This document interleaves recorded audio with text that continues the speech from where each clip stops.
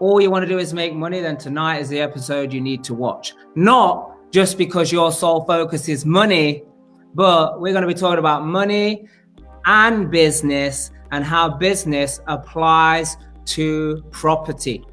But also, how can you promote your business and get your business out there with the correct and most efficient ways to digitally market your products, your services, and yourself and your brand? Seeing as we want to talk about how to do property, not as like this little side hustle, not as this long-term one or two properties here or there. Eventually, maybe I make some money or not. We actually want to talk about how do we run investing in properties as a business. So if that advice is from Lord Sugar himself to do property, to do business for fun and property to make money, well, surely that's got to be the best combination to run property through business, because then we can have fun while we're making money. Well, quite right. Listen, I don't think you can do property as a side hustle. I think you could do it very badly. I think you could do property really badly and lose a lot of money in a side hustle, because you would be picking up all the deals that all of the serious people have already been and passed up on. So all of the serious investors will have seen if they can make money, decided they can't, and then you get that deal. So that would be a way to do it as a side hustle. And I think that's why people have a lot of bad stories to tell about property, is because they've tried to do it part-time. And when you try to do anything part-time, you do it poorly because you're tired, you're not giving it your full attention, and you haven't got the knowledge to go into it properly. So if I was giving advice to anyone, it would be to do a property course. It would be to read property books, get the knowledge first, and then go and do it full time, or just don't do it if you're not going to do it properly. That's super straight to the point, very direct advice, which I think people need to hear, but might not always be what they want to hear. Yep. So just to expand on what you're saying there, because it's totally true. Like most people, they say, hey, I want to get into property because I want to quit my, I've heard so many different reasons, but the main ones are, I want to quit my job. Property is my last shot at making money. I want to make passive income, or something along those lines. Some people, they're just saying, everyone's, to make money, you got to invest in property, right? And they think that you just make money. And here's the thing. I was actually in business with a guy years ago, and he spent 20 years in property. And like you said, when you're bitting and bobbing and you're here or there, or maybe even not really astute, and you're just parking money in deals because you don't know how else to do it, you can still make money. Yeah.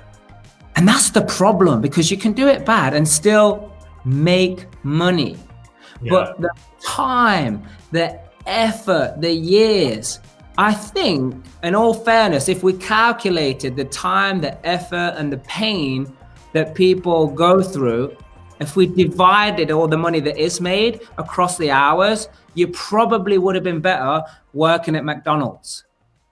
Yeah, well, we make a lot of money in property just from other people's stupidity. To be quite honest with you. But you're right. Listen, here's the thing about property is right now in this country, for rich people, the banks are paying 0.4% interest, 0.4% at best. Right now on my main two accounts, I'm getting 0%. So money in the bank is buying me nothing. So even a crap property, I'm afraid to say, is doing better than the banks are giving me at the moment. So that's why we're seeing a lot of novices in the property game, because they realize even a property, you guys, I don't know what you think is a good return on a property, anything maybe say over 6 or 7%. You guys are probably getting north of 15% on deals. But right now, I know some property investors will take 2-3% because the bank's giving them 0. So it depends what you're in it for, what your wealth status is, why you're doing it, what level of deals, what size of deals. There's so many different things with property, but I fully agree with what you're saying. It has to be, if you're really wanting to make serious money and serious lasting impact, it's got to be a full-time job. Absolutely. And here's the beauty of what you just said. What do we expect to get on a deal? First of all, our end game and sometimes it takes longer, and sometimes it's done really quick, is our aim is to get infinite return. You know, is to get all the money out. But I was just thinking that when he said it, what kind of return are you guys? Infinite. Yeah. So here's the thing, like most people would be happy, or because they're not understanding the game, in the bank it's this, so I'm happy with anything above that. Yeah. I mean, some people are doing that, but also some people are still scared to make a move because they think their money is safe in the bank, which has already been proved that it's not necessarily the case. But like, we're even paying our investors sometimes 10, sometimes 15, sometimes 20%. That's just the investor, the people who give us the money so we can buy, you know, as much property as we wish, as much as our teams can cope with, which again comes back to running it as a business, because we're never going to be short of money when we can make other people rich for doing nothing. Yeah. You know, when I say doing nothing, they're giving us their money, but they don't have to physically do anything. Maybe they worked a while to make that money, but people who have got the money doing nothing, it's better to get that working for them.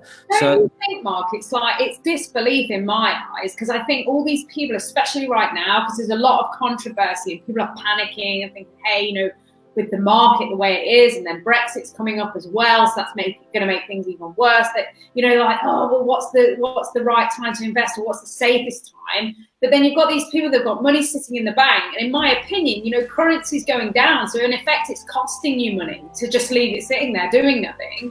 You know, well, I think this comes back to a mindset of people, of success. If we just step away from the problem for a bit, every time, no matter if it's a stock, a property, a business, some idiot will always come up to me and decide to tell me they need to tell me why it's a bad idea that I go into this deal right now because of Brexit, because of stamp duty, because of tax, because of the global financial crisis that's just happened or just going. There's always some disaster that's stopping everyone in their own mind from starting something. There's never a good or bad time to invest.